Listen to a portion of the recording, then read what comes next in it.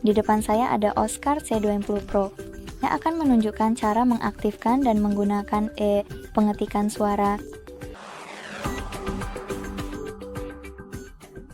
Mulailah dengan membuka keyboard Anda dan mengklik ikon mikrofon di sudut kanan atas.